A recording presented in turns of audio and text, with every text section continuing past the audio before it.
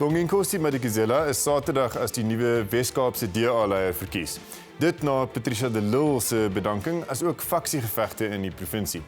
Hoewel Madikizela reeds in Augustus vir herverkiesing moet staan, vermoed baie dat sy pad na die premierskap oop is.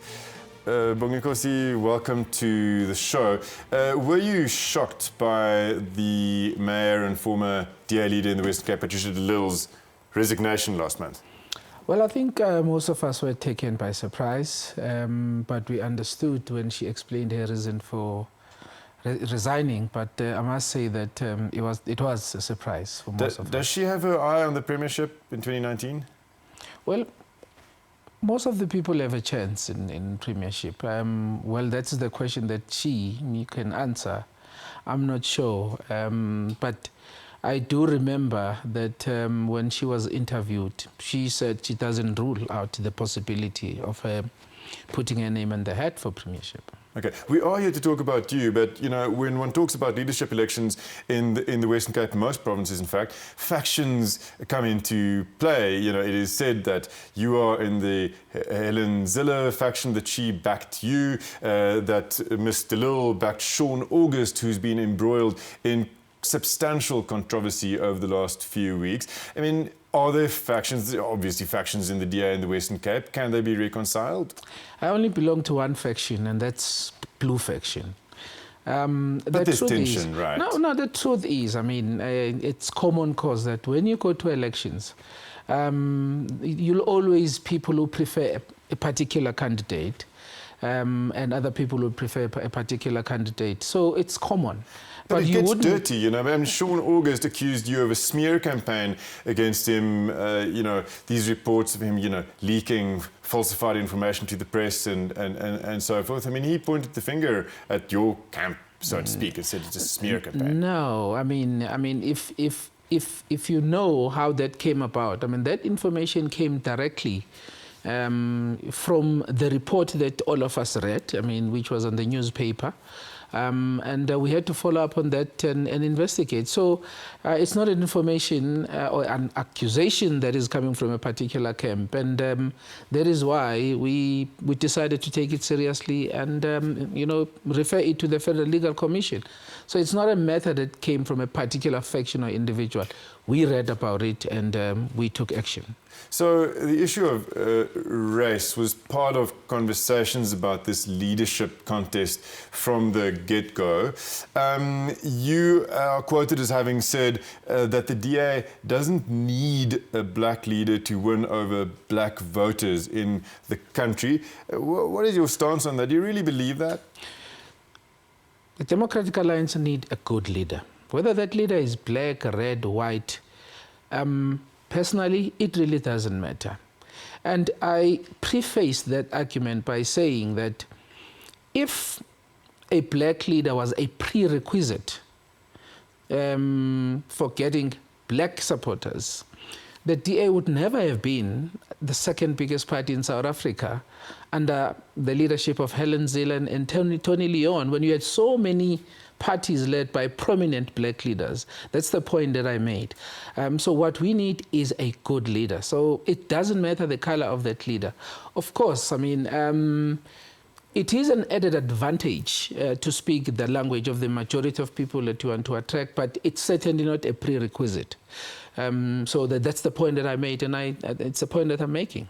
Mr. Madikizela, in your personal history, there's been political violence. I mean, your family has fallen victim to political violence in the urge of contestation between the IFP and the ANC way back. I mean, do you think that, or do you see that violence is still a characterization of the South African political landscape? Is it still a problem? No, not really. I mean, I remember there were times when we first became part of the Democratic Alliance in townships. I mean, people were victimized, people were attacked. But, I mean, when you go to different townships now, I mean, people have accepted the fact that we are living in a constitutional democracy. Parties like DA are widely accepted. So There are people, of course, there and there, you know, who are mischievous, who try to intimidate some of our members. But I think by and large, South Africans have come to accept that we are in a constitutional democracy, and every party is welcome to campaign every corner of South Africa. Okay, you say that the DA is widely accepted, but for you yourself, for many, many years, it was inconceivable to join the DA. You told an interviewer in Destiny Man magazine recently, until Helen Zille sat down with you for a long discussion. Why was the DA so unpalatable to you for so long? Well, because of the perception. I mean, it is a fact that DA was started by white people. I mean, that's a known fact in South Africa. But we have evolved as a party. I mean, if you look at the DA now, I mean, and the DA then, I mean, these are two different parties. Of course, the ideology is still the same, the values and the principles are still the same. But if you look at our political background, it was inconceivable, I mean, for any black person to be part of the DA.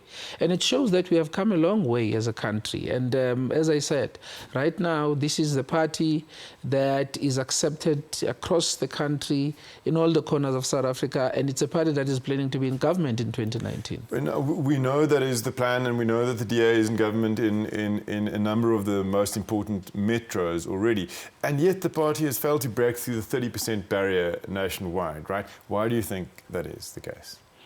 Well, if you look at the results of 2016, I mean, local government elections, we have done that, but of course, I mean, I know that you can't compare general elections and local government elections. And the fact is there are people who still want to portray the DA, you know, as a white party, even though the evidence that is before everyone says something completely different. Because if you look at different structures of the DA across the country, in different provinces, and in my own province, I mean, you will see that portraying the DA as a white party is a propaganda that is used by the opposition, because of course the opposition is terrified at the rate with which the DA is growing. So it suits their agenda for them, you know, to portray us as a white party. Is it good, though, for the people of the Western Cape, Mr. Madikizela, that the DA faces absolutely no opposition inside the province? It's not good. I mean, I must be honest. It is not good at all.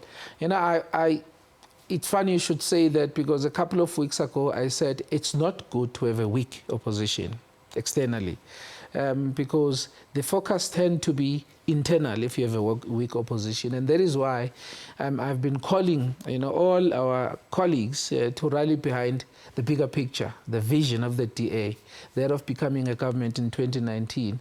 And we must really put our egos aside, because this is not about individual. It's about that bigger picture. And the risk, of course, in Western Cape in particular, it's not the opposition, but the biggest risk for the DA is the DA itself. Because, I mean, one hears almost more activism from social groups like Ndifuna Kwazi, Social Justice Coalition and so forth, who've pointed out, for example, that housing problems in Cape Town persist, that promises about low-cost, high-density housing in the city have been broken by the DA government. You yourself were Minister of Human Settlements at some point there. Has enough been done to change the face of the city? I'm still the Minister of Housing, by the way, even now. Look, we must admit that we haven't done enough to deal with the inner city development in particular, even though we have done enough. In fact, we have done a lot to provide housing accommodation for a number of people in the Western Cape. In fact, we're one of the best performing province. But we haven't done enough, if I can admit, when it comes to inner city development, particularly in the city of Cape Town. But if you look at the, other areas like your Godwood, like your Salt River, your Woodstock, there's a lot that has been done, there's a lot that we are doing.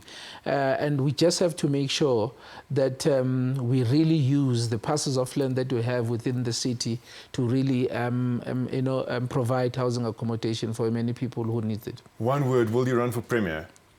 I'm not ruling that out of the table yet. Thank you very much.